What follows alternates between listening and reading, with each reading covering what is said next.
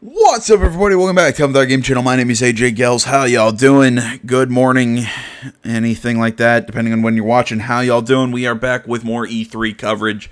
It's time for the Square Enix conference or presentation, showcase, whatever you want to call this, on day 3 of E3, and I'm about to pass out. I am so goddamn tired.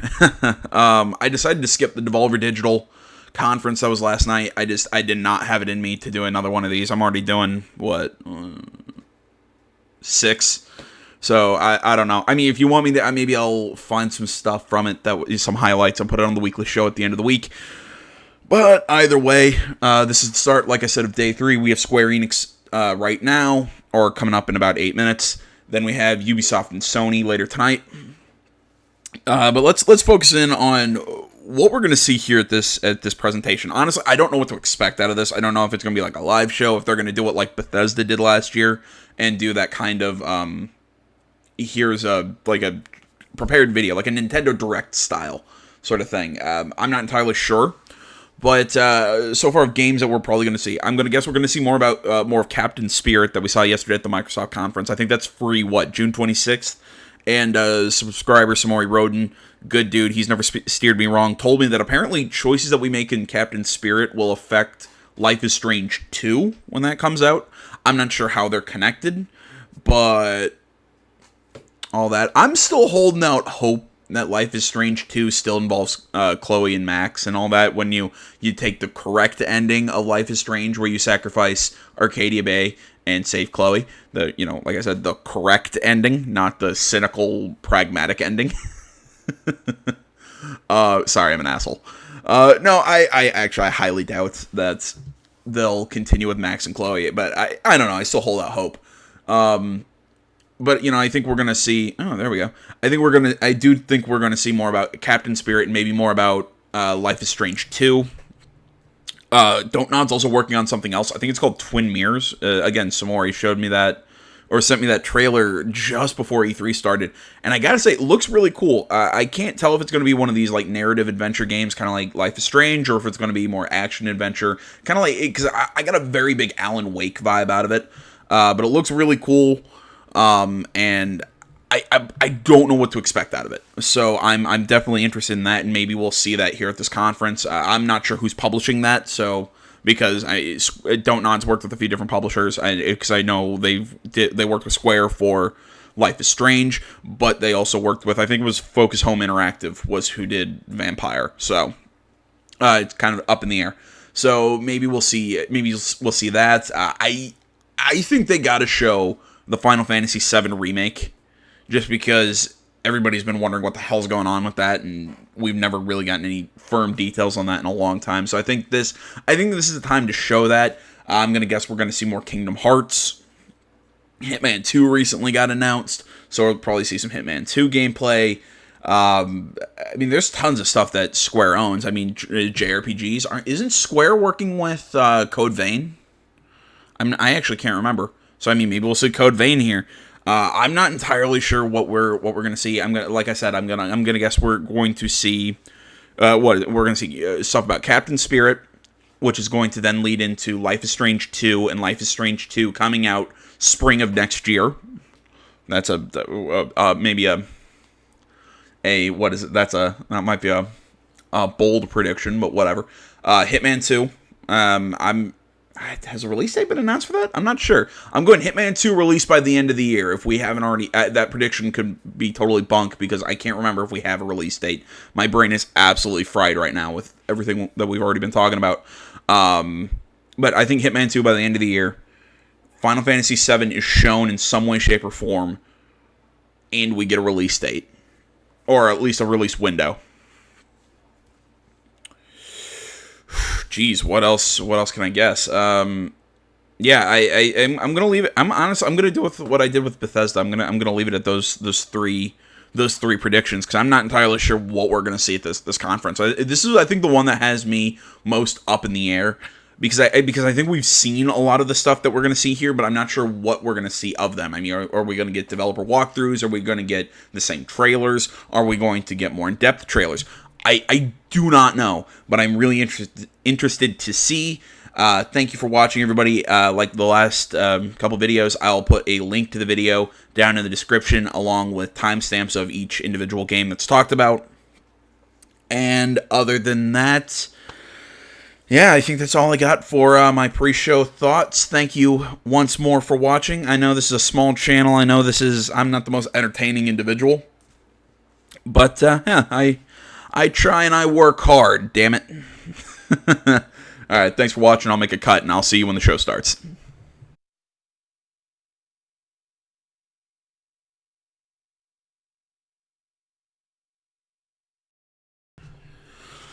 Okay, let's get this going. Journeys we will take. The demons we will face. Oh, why didn't I even think that we're gonna see Our next chapter Tomb Raider? I forgot, that's also Square published, isn't it? to the Square Enix E3 Showcase 2018. 皆さんこんにちは。スクエアエニックスの松田です。スクエアエニックス E3 ショーケース2018をご視聴いただきありがとうございます。本日はスクエアエニックスが2018年度に発売を予定しているタイトルを中心にご紹介いたします。豪華ラインナップに加え、もちろん最新情報もお届けしますので、どうぞ最後までご視聴ください。さあ、いよいよ始まります。一緒に楽しみましょう。 Okay, so they're going more Nintendo Direct style. Okay.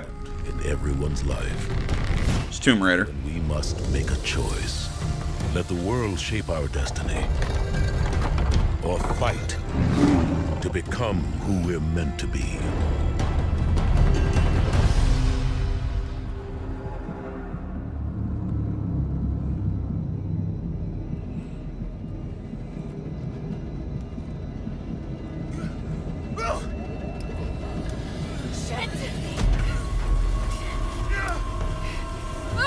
Alright, we haven't seen this.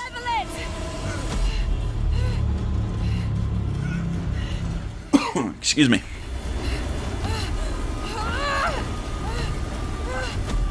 Why'd their pilot die? There are no parachutes! I know!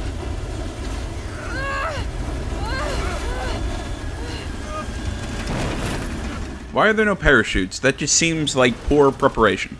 Get ready to jump! No fucking way! Don't know we have to! Are you out of your fucking mind, Lara? We have no choice! I'm not jumping out of this plane! Oh no! Well, yeah, you are.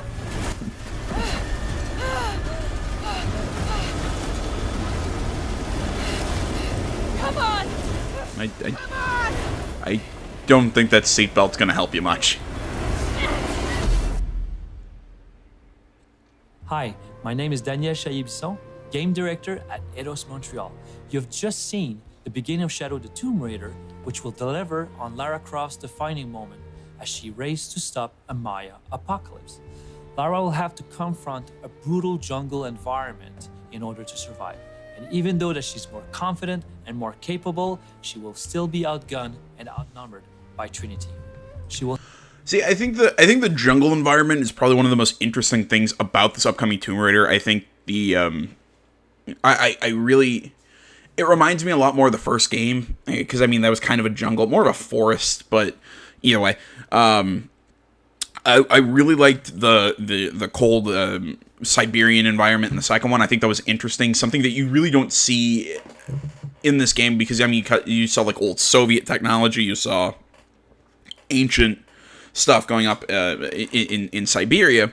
I mean, you know, you saw more ancient stuff, but you also saw like more modern, like Soviet era tech and everything there. I thought that was one thing that made Rise of the Tomb Raider really neat. Mix that with the survival aspects. They went more to the wall on those, and I have to give them credit for that, because I think they really developed something that what was it? I think when Sony came out with Uncharted, they were kind of trying to give their answer to Tomb Raider. And at some point, they kind of went in different directions.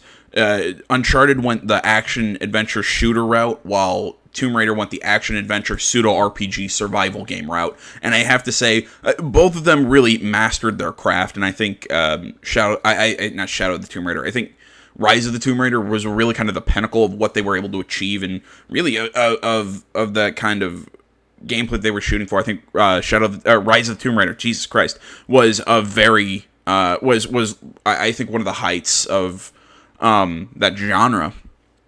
Maybe not of like out and out survival games, but you get what I'm trying to say. Like this kind of mix of action adventure, survival, pseudo RPG kind of games.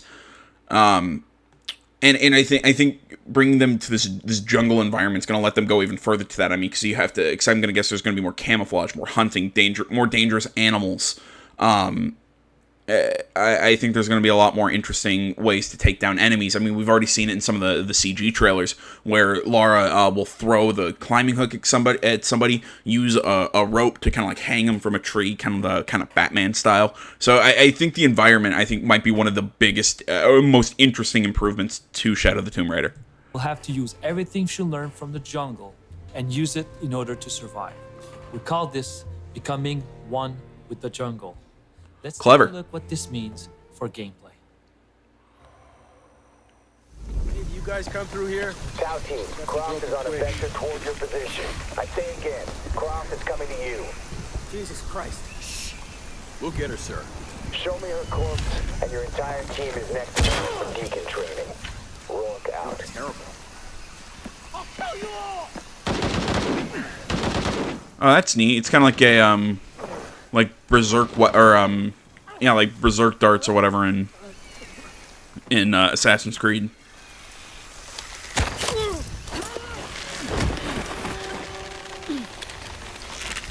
Oh, that's so freaking cool.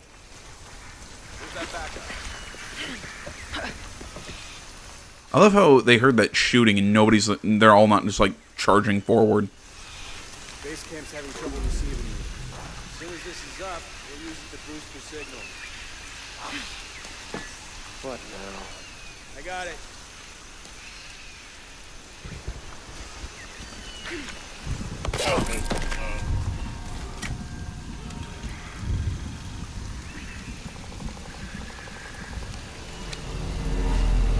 Oh, cool. Patch these together. So I'm gonna guess that it's kind of like camouflage. It makes you harder to see. I'm gonna guess that's what it is. Kappa team still has eyes on Jonah Maeda.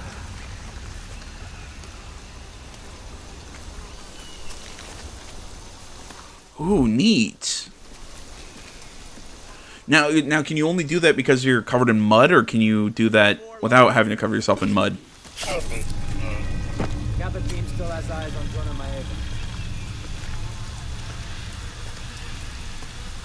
You spell me. See, I also think the Mayan apocalypse theme is also really interesting.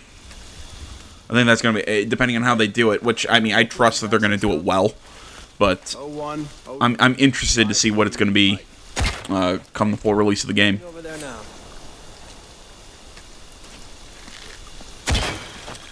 I never thought of using an arrow to distract like that. Interesting. This place is empty. Body here. Looks recent. Guards up. They can't be far. Gotta find out what's going on.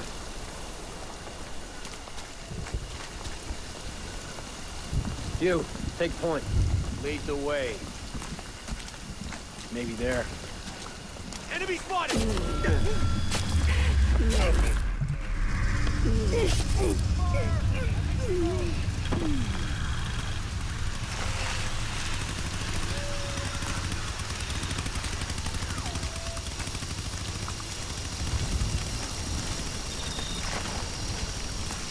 Does anyone see a lot of Horizon in this?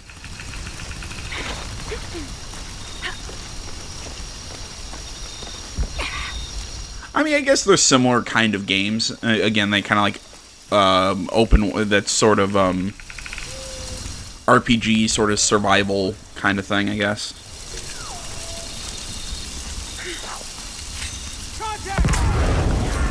Oh, that's neat. Okay, so you can craft with stuff on the fly like that. You like what you've just seen. There's so much depth to the combat that we cannot wait to show you more. There's new traversal techniques like rappelling and wall running. We even have a full 360-degree underwater swimming, which means full underwater exploration and survival. We have also one of the biggest hub we ever created in any Tomb Raider game, featuring a hidden city. And of course, we have tombs. We have more of them, and they're deadlier than ever before. But for now, we're gonna leave you with a video that will give you a taste of what to expect out of Shadow the Tomb Raider and how Lara Croft becomes the Tomb Raider that she's destined to be. I guess it's the trailer that we've been... I guess not. I don't think this was the trailer.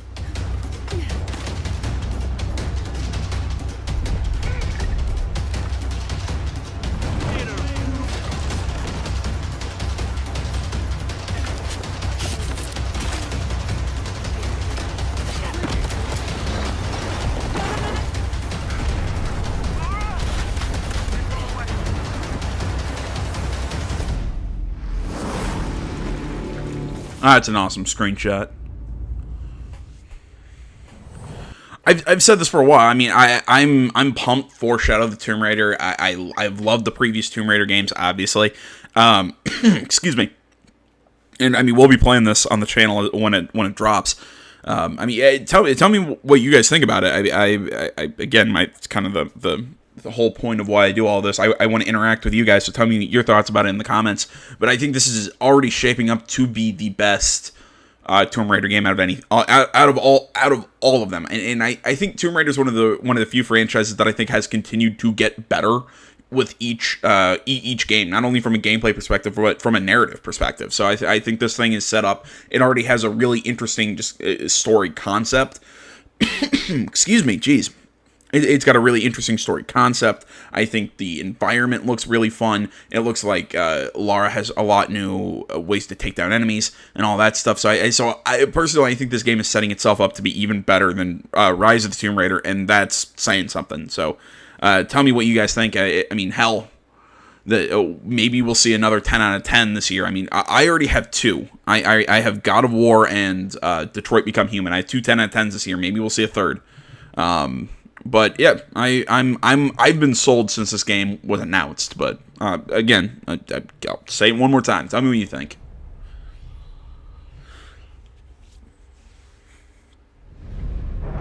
The road ahead is uncertain and fraught with danger.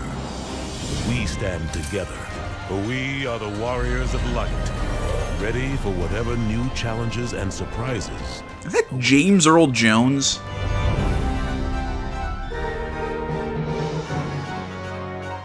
Oh dear. Somebody help me. Who's doing that voiceover? Am I right? Is that James Earl Jones? I feel like it is, but at the same time, I feel like, no, his voice is similar, but James Earl Jones' voice is deeper. Huh.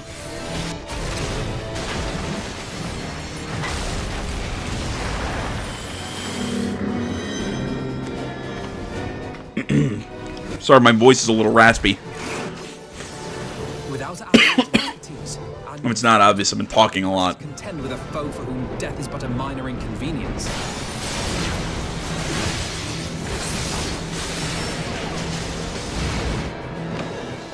You will pay for what you have done with blood!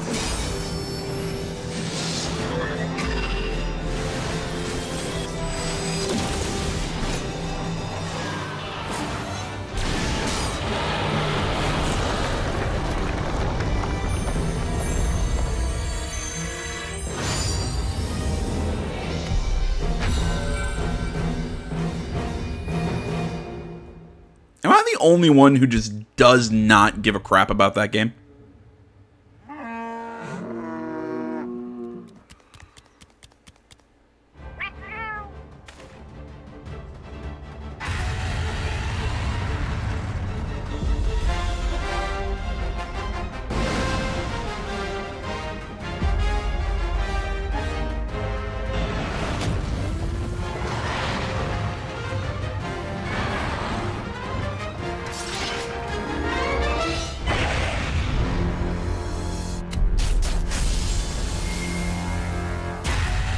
What the hell does that mean?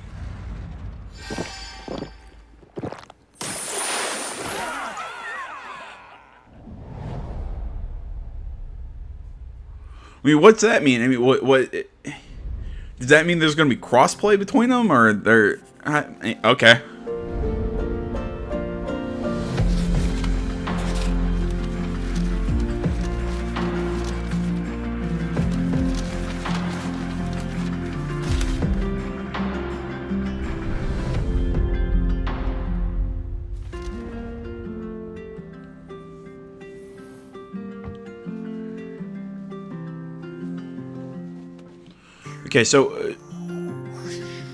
Okay, so we saw this at the Microsoft conference. This is the Awesome Adventures of Captain Spirit, I think. It's like some kid living in his imagination. Hi everyone, my name is Michel Cor. And my name is Raoul Barbet. We are the two creative directors of Life is Strange at Dontnod Entertainment. As you may know, we have just revealed the Awesome Adventures of Captain Spirit. It's a brand new story in the Life is Strange universe. And this full experience will be available to download for free on the 26th of June. To us, Life is Strange is not a single town or set of characters. Captain Spirit is our way for introducing the players to the many stories we want to tell in this expanded universe. Captain Spirit is not Life is Strange 2, but it will be your first steps into this world. The game is hiding many secrets and even some links to the brand new story and characters of Season 2.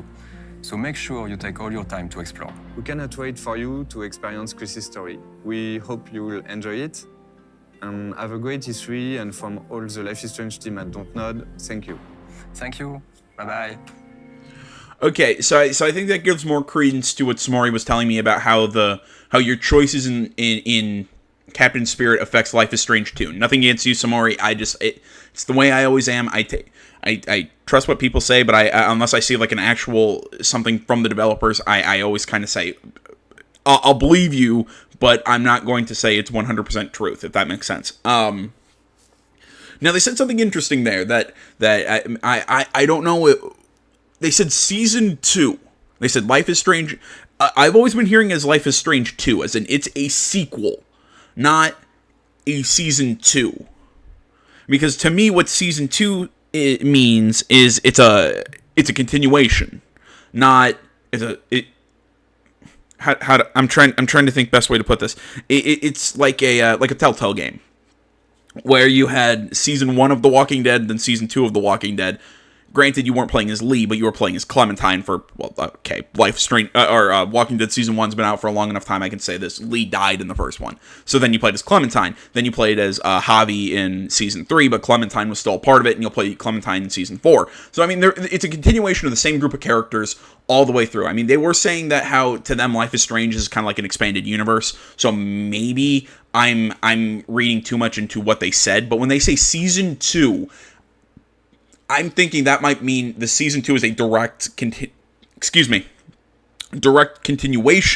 of what happened in Life is Strange. Now, my question is, how the hell are they going to get that to happen? Unless they choose one of the endings, because either you let Chloe die and save Arcadia Bay, or you say fuck Arcadia Bay and you save Chloe, which I stand by it is the correct ending. So I don't know. Again, maybe I'm reading too much into this. If somebody's able to follow my weird, I feel like Charlie Day in Always Sunny, where he's, you know, with the Beautiful Minds red string board with the conspiracies right now. So if you're able to follow what the hell I'm saying, good on you. So maybe that them saying Season 2 of Life is Strange is giving more credence to the fact that Life is Strange will continue with Max and Chloe. Now, is that 100% what's going to happen? I don't know, and I think that would be really hard, but again, I like Don't Nod. I think people give them some more crap than they deserve, so I'm holding out hope. Excuse me. Just need to make a cool costume for Captain Spirit.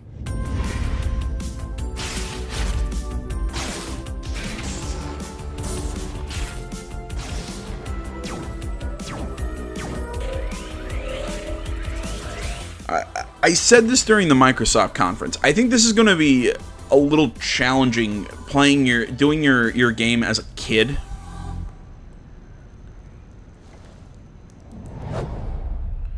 And my reason for that,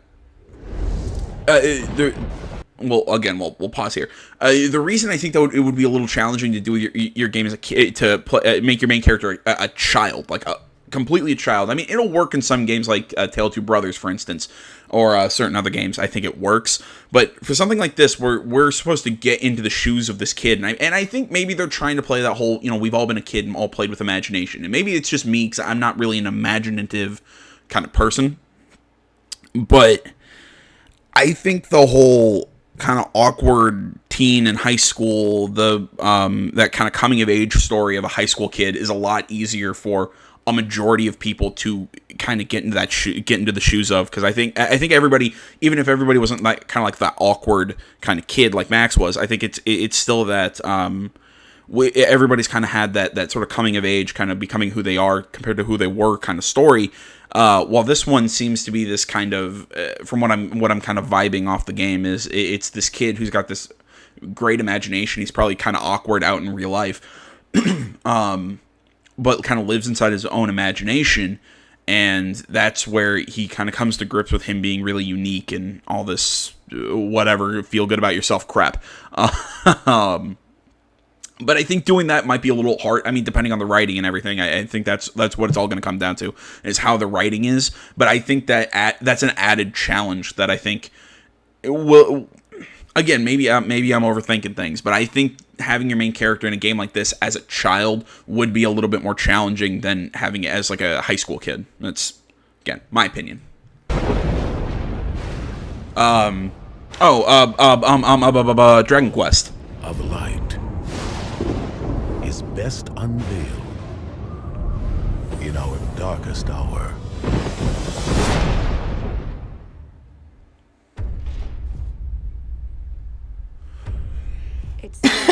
Excuse me. Tragedy have followed you since birth. Cruel fate's dark plan has stalked you to the corners of the earth. You've brushed with death 1,000 times, yet still you have your life. It is your fate to save this world. For this, you must survive.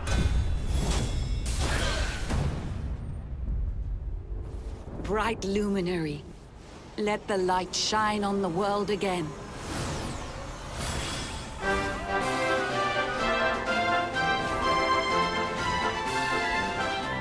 I like this music. Fate hangs by a thread. We must fight fire with cold steel. All that matters is power, and the only power that matters is that of the darkness. It's time to claim your birthright. Only you can save our world. Destiny beckons!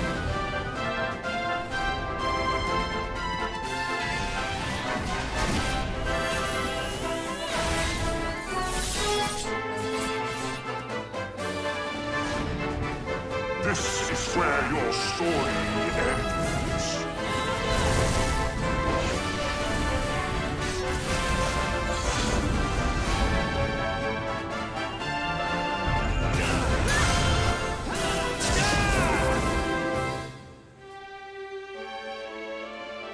Do not lose heart.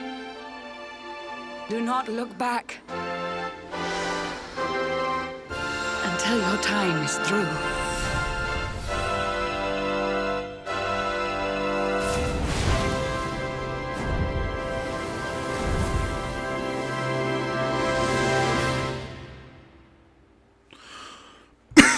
Excuse me, Jesus.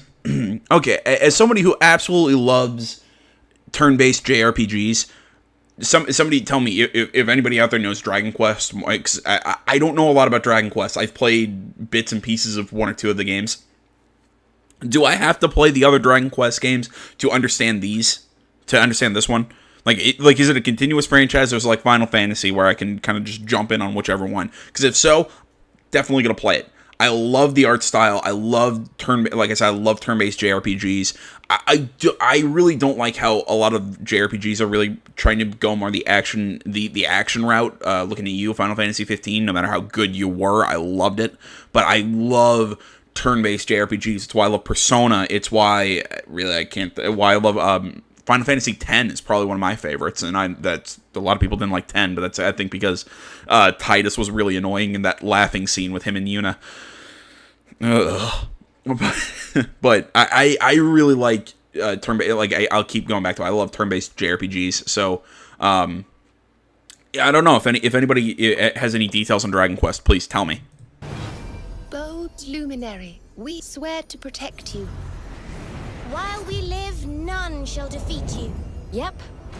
We're all in this together. Show us what you've got. Let's do this. Lead on, darling.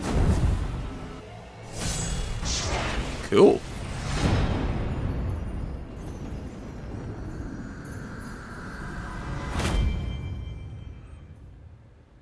Sweet, that's not too far away.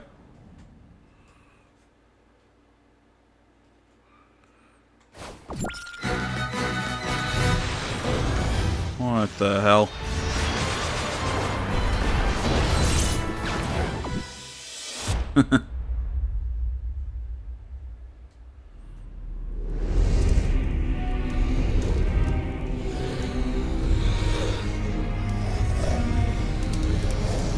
Alright, what do we got next?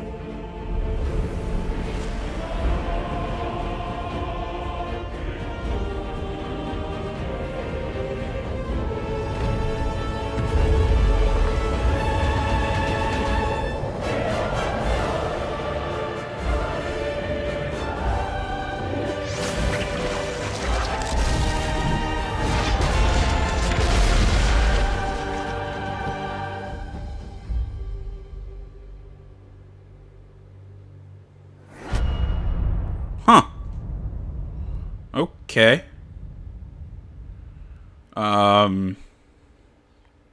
Platinum. Oh, okay. I was thinking, is that going to be more of like a... Because it kind of looks Souls-ish. I'm not a big fan of stuff by Platinum, but maybe I'll give it a shot. I mean, it had an interesting kind of look to the setup. A masterpiece. Nier. Discovers a new home.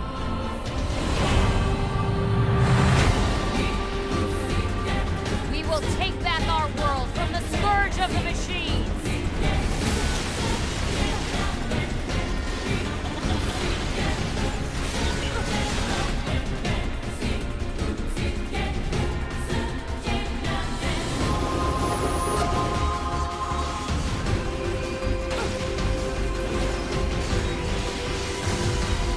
Glory to mankind. I gotta be honest. If you Wherever you wander. there we go. If you haven't played Nier Automata, I'd suggest it. It's a really good action game. Not necessarily something that I absolutely love, but it's a really good action game. It has great music. The music in that game is top tier. Good action game. If you like that sort of stuff, I'd suggest it. I can't remember. I was having a talk with the comments, talking in the comments with somebody around the Game Awards last year, and I gave Nier Automata a shot, and I got to say, I was pleasantly surprised. Like when I saw it, I was just like, meh.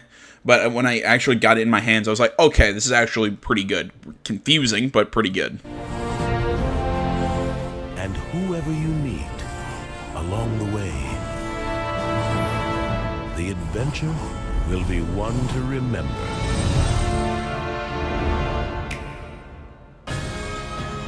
8 brave souls. Cleric, scholar, merchant, warrior, dancer, apothecary, thief, hunter. Step into their shoes and explore the realm of Orstera as you see fit. Whose path will you tread? Octopath Traveler. I'm in. 100%. I'm in.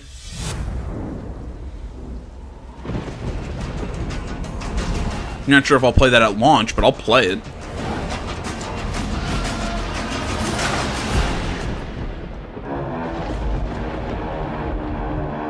Oh, God, I forgot this is Square 2, isn't it?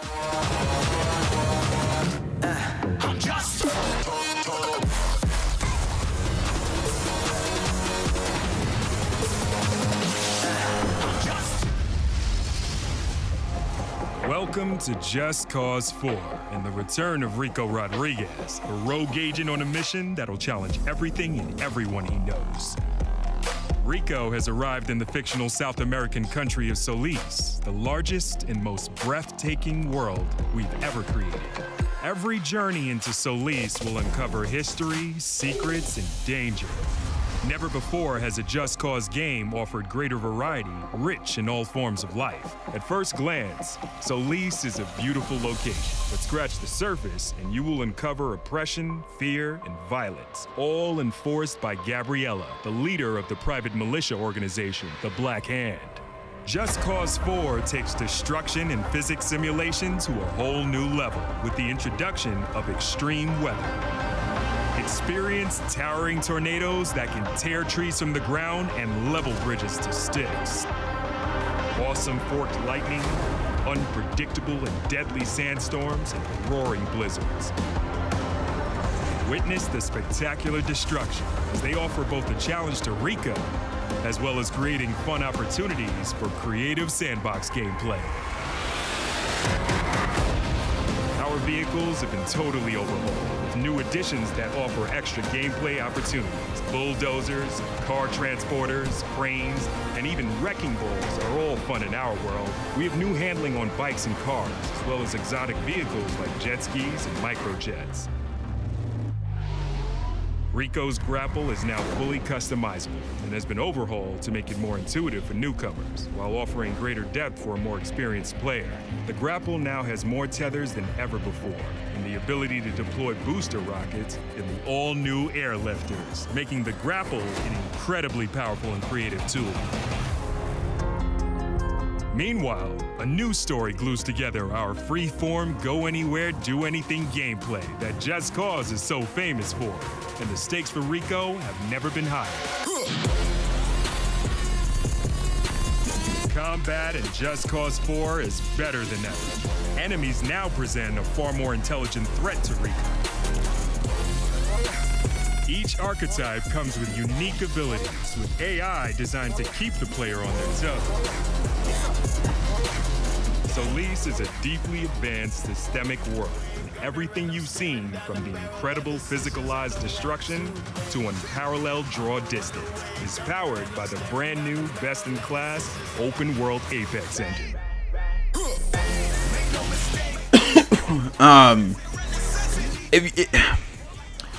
I'll kind of give the Cliff Notes version of my thoughts that I gave. I think it was during the Xbox conference.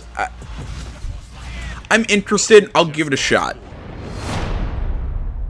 I'll give it a shot, but in all honesty, I really did not like Just Cause 3. And I know so many people, a lot of people have given me crap about that. I thought I usually like kind of like jokey comedy thing. Like I love Mercenaries 2. That was a phenomenal game. Which they kind of reminded me of each other. But the story in Just Cause 3 it felt like it had no, like, in moments where it could have been serious and actually, like, told a really good story, it just decided to just kick that to the curb and make dumb jokes and bad. And that's not a bad thing. It's just, I don't know. I felt like they had so many chances to do. It felt like they were kind of doing like a half in, half out. Like we're gonna keep like kind of teasing a deeper story, but then make a joke of everything.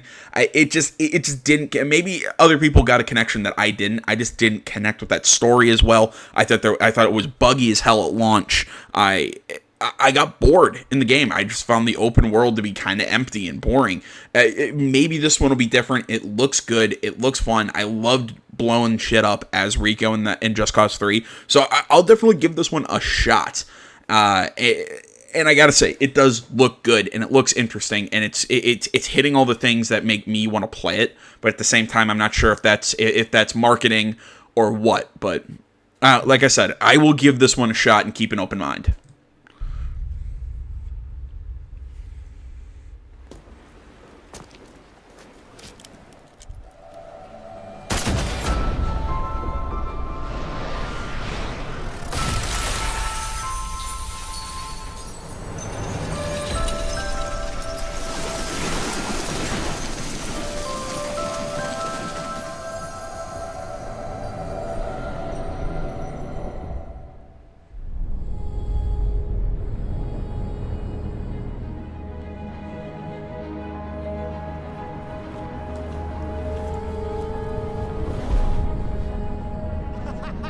Heck is this?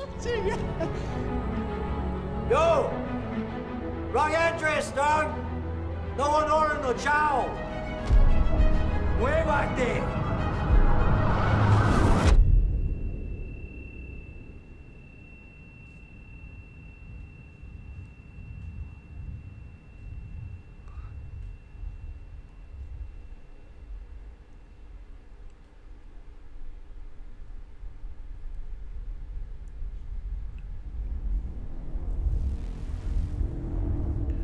It's gonna morphed into gameplay. Okay.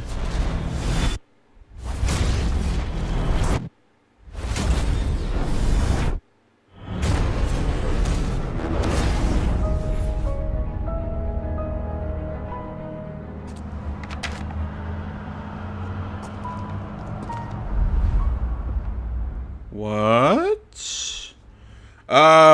Okay, so silence rings and all that. We're about to say Kingdom Hearts. He tapped his ear, waved his finger. Do you play as a deaf man? Is it kind of like that? Was it called Perception? Is that horror game where you played as the blind girl? It's obviously like some sort of action fighting sort of game, but I'm curious. Do you play as a deaf man? Like, does the entire game have no sound? While in one way that could be weird, in another way, I guess that could be interesting. I'm not sure how to take that. We're gonna have to see more in August, but I'm interested. Maybe he plays a mute. I don't know. I'm interested. That was enough to keep my attention. Every night, there is a dawn. For every question, there is an answer, and for every door, there is a key. All you have to do is wield it. I'll say the same thing that I said at the Xbox conference. Can somebody give me a list of Kingdom Hearts games that are main canon that I need to play to understand Kingdom Hearts 3? Is it just 1 and 2? Do I need to play any of the other ones? Tell me what platforms I can play them on, and tell me the order to play them in. Because I prefer to play in like chronological order. Don't know anyone blue, green. Not necessarily canonical order. Well, you know what I mean. So if anybody can give me a list of that stuff, that would be a big help, because I want to play this game. You can control ice. Control it? No, all I hate that Frozen is in this. is hurt people. Gross. Yeah. Give me strength.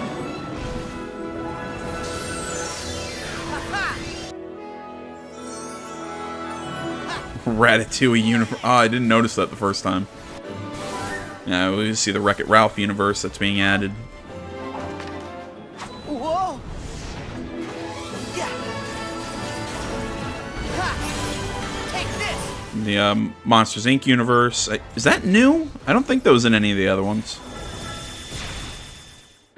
Still, Sora, that doesn't mean you should change. Accept the power you're given.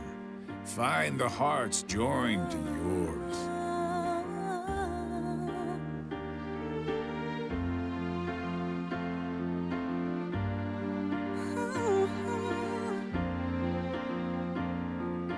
How did I live in a kingdom of Hark! and people who say Look out! There's so much in here that I'm probably missing because I don't know my Kingdom Hearts canon. Like I never understood who the hell are these dudes in the black robes. Light or darkness? I know, I want to know. Who are the people in the black robes? His heart's inside my heart. In that case, by all means, nothing would please us more than Roxas's return, of course. And Roxas? Yes. For the virtual world to be completely realized, Ansem the Wise would have included Roxas's full data in the construction.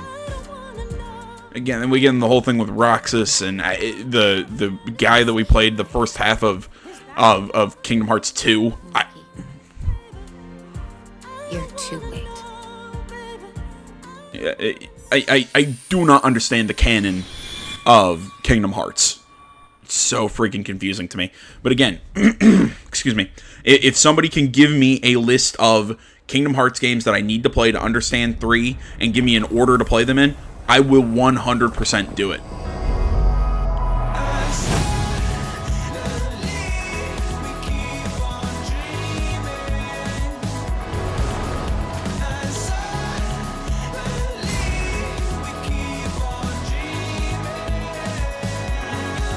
What, is that it? Wow, I'm a little surprised.